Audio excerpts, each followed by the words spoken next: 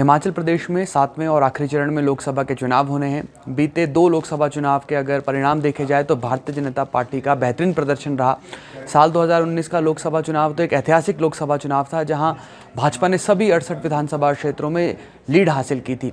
साल 2024 की चुनौती सामने है।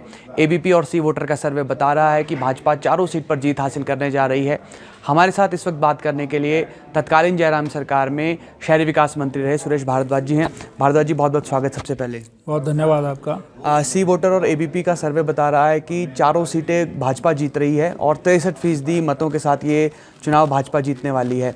ग्राउंड पर आप लोगों को क्या लग रहा है? आप लोग कितने आश्वस्त हैं जीत के लिए? देखिए, ग्राउंड पर तो जो है सीधा सीधा कोई मोदी जी के अलावा दिखाई नहीं दे रहा है, इसलिए आम जनता जो है वो मोदी जी के साथ है। और हिमाचल प्रदेश में पिछली बार 69% वोट के साथ जो है वो चारों सीटें जीती थी। और मैं समझता हूँ कि सी वोटर ने जो प्रिलिमिनरी सर्वे होता है और सर्वे में जो है बिल्कुल 100% एक्यूरेसी होगी ऐसा संभव नहीं होता है, तो 63% जो उन्होंने लगाया है वो बहुत सही आकलन किया है। इससे ऊपर ही जो है भारतीय जनता पार्टी को मत प्रतिशत रहेगा, ऐसी हमारा आकलन है। सर, जो हिमाचल प्रदेश में अभी मौजूदा सियासी हालात है उसमें जानकारी ये मान रहे थे कि किसी भी सिटिंग विधायक को ना तो भाजपा लड़ा सकती है और ना ही कांग्रेस पार्टी लड़ा सकती है, लेकिन फिर भी कांग्रेस ने 2 सदस्यों को जो सिटिंग विधायक है उनको चुनावी मैदान में उतार दिया। आपको क्या लगता है कि ये क्या सही फैसला है कांग्रेस पार्टी का? क्या अभी हिमाचल प्रदेश में हाउस के लिहाज से अगर देखें तो ऐसी स्थिति थी कि सिटिंग विधायकों को लोकसभा चुनाव लड़ा दिया जाए? देखिए, लोकसभा चुनाव लड़ाने से जो है वो विधानसभा के ऊपर कोई असर नहीं पड़ता है, क्योंकि जो भी एमएलए चुनाव लड़ेगा वो एमएलए रहता ही रहता है जी।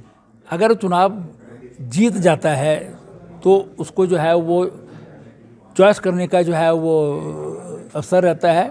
वो एमएलए भी रह सकता है, एमपी भी रह सकता है, एक से रिजाइन करना पड़ेगा जी। लेकिन अगर वो हार जाता है तो उसके ऊपर कोई असर नहीं पड़ेगा, ना पार्टी की स्ट्रेंथ पर असर पड़ेगा। तो इसलिए विधायक लड़ें उससे कोई ज़्यादा असर जो है वो नहीं पड़ता है। हाँ, बीच के ही दिनों में भी अगर अभी भी कुछ हो जाता है कोड ऑफ कंडक्ट के दौरान भी, तब भी जो चुनाव लड़ रहा है व्यक्ति वो एमएलए तो रहेगा ही रहेगा, इसलिए उसके ऊपर कोई असर नहीं पड़ेगा। और मैं समझता हूँ कि कांग्रेस ने अपने जो है वो तर्कश से बेहतरीन जो है वो तीर निकाले होंगे, ऐसे संभावना है। लेकिन चुनाव में तो वो हारेंगे ही, उनके लिहाज से अच्छे हो सकते हैं, लेकिन आम जनता हिमाचल प्रदेश की जो है वो तो तय कर चुकी है कि हमको तो ऐसा ही तीर जो है वो वहाँ पर भेजना है जो मोदी जी के तर्कश में फिट हो सके। सर, इसके अलावा अगर शिमला संसदीय क्षेत्र की हम विशेष तौर पर बात करें तो जो मुख्यमंत्री सुखविंदर सिंह के नेतृत्व वाली सरकार है, 3 कैबिनेट मंत्री, इसके अलावा 2 कैबिनेट रैंक के नेता यहाँ पर हैं और सीपीएस यहाँ पर है। मुख्यमंत्री खुद कहते हैं कि मेरा घर शिमला में है। तो क्या शिमला संसदीय क्षेत्र में चुनाव लड़ना भाजपा के लिए मुश्किल होने वाला है? देखिए, मंत्री, मुख्यमंत्री या कोई जो है वो एमएलए होना, इसके कारण जो है वो आप वोट जनता से ले लेंगे, ये कोई आवश्यक नहीं है। 2009 में भी कांग्रेस की सरकार थी। हिमाचल प्रदेश में 4 में से 3 सीटें भारतीय जनता पार्टी ने जीती थी और 1 सीट भी जो है बहुत कम मार्जिन से जो हारे थे। जब आप जो है उसमें मंडी में वीरभद्र सिंह जी जो हैं वो 15,000 के मतों से सिर्फ जीते थे उस वक्त। तो इसलिए कोई सीपीएस होना, मंत्री होना, इससे जो है कोई फ़र्क नहीं पड़ेगा, क्योंकि हिमाचल प्रदेश की जनता, खास करके शिमला पार्लियामेंट्री क्षेत्र की जनता पढ़ी लिखी है, समझदार जनता है और वो अपने क्षेत्र के लिए क्या उचित है क्या नहीं है उसको भली भांति समझती है और जानती है। उन्हें मालूम है कि देश में नरेंद्र मोदी जी को प्रधानमंत्री बनना है, इसलिए शिमला भी सारे देश के साथ चलेगा और यहाँ से जो मर्जी मंत्री होगा, जब विधानसभा का चुनाव आएगा तब उनकी बात करेंगे। लेकिन लोकसभा के चुनाव में तो कैंडिडेट भी मैटर नहीं करता है, सीधा सीधा मोदी जी मैटर करते हैं और मोदी के नाम पर ही वोट मिलेगा, मोदी को ही वोट मिलेगा। इसलिए शिमला में जो है वो पिछले 3 चुनावों से भारतीय जनता पार्टी जीत रही है। इस बार भी भारतीय जनता पार्टी जीतेगी।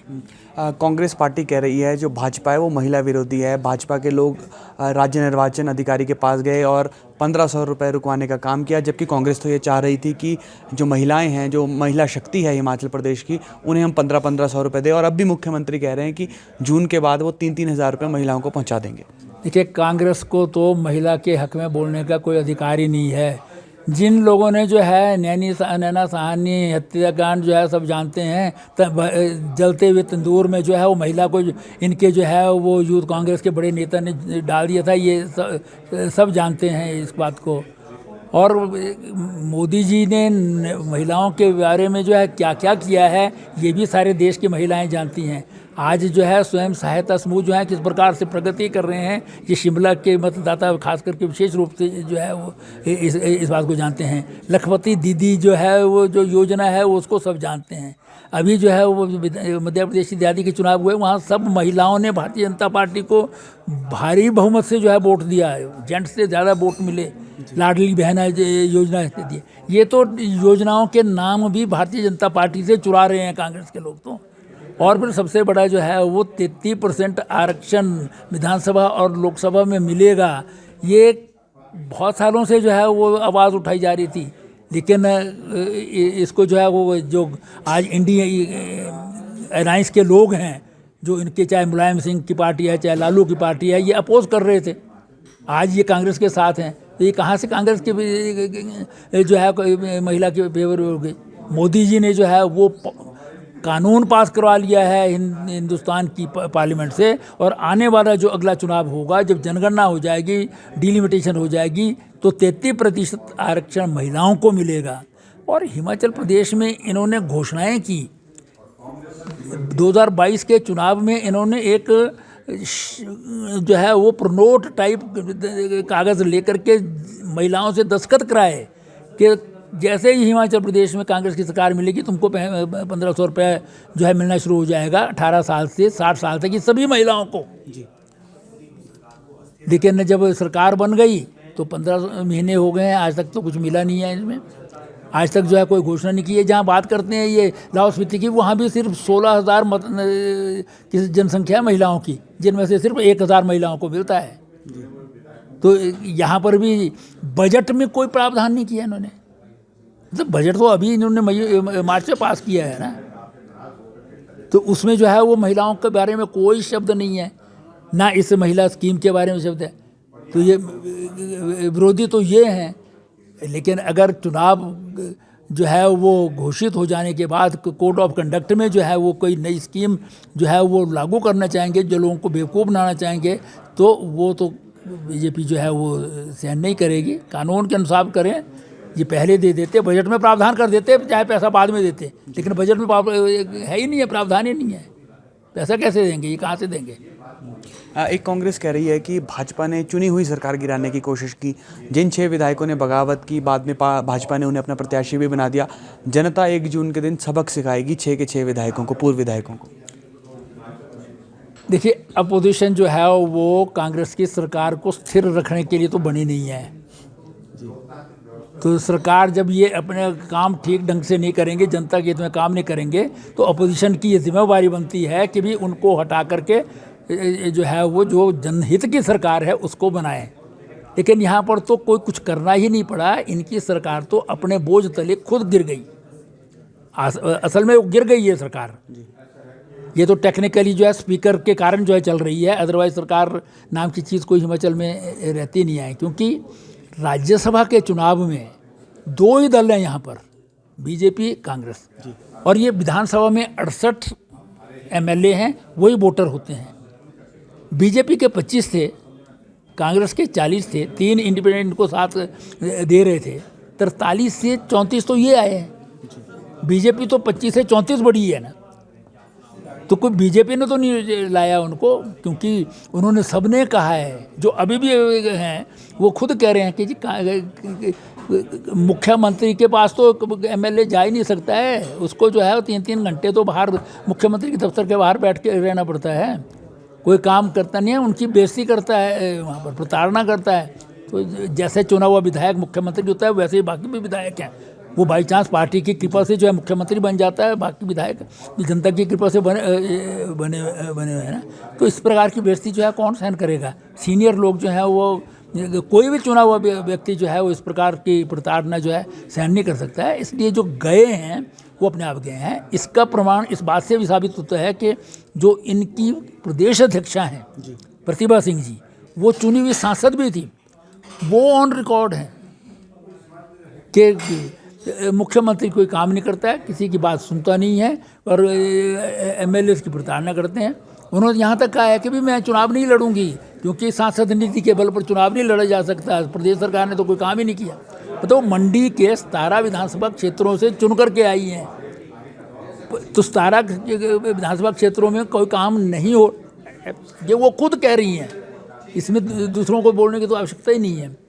तो इसलिए इसमें भारतीय जनता पार्टी का रोल कहाँ रहेगा जब इनके अपने विधायक वहाँ नहीं रहना चाहते थे।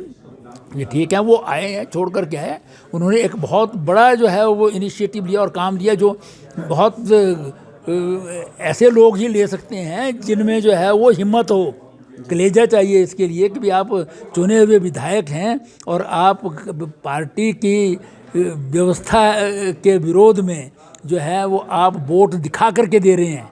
उन्होंने कोई चोरी छुपे नहीं दे के किया वोट, उन्होंने बाकायदा जब वोट डालने गए तो वोट जो है उनके एजेंट को दिखाया।